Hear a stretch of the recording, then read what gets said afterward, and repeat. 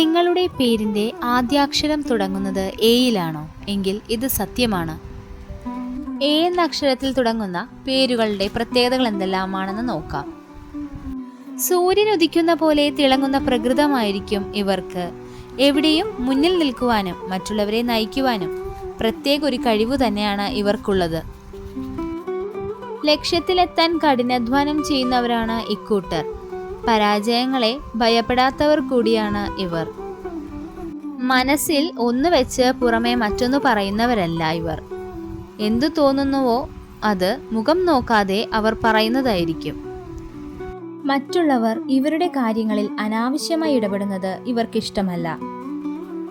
പെട്ടെന്ന് ദേഷ്യം വരുന്ന കൂട്ടരാണെങ്കിലും അതുപോലെ തന്നെ ശാന്തരാകുകയും ചെയ്യും.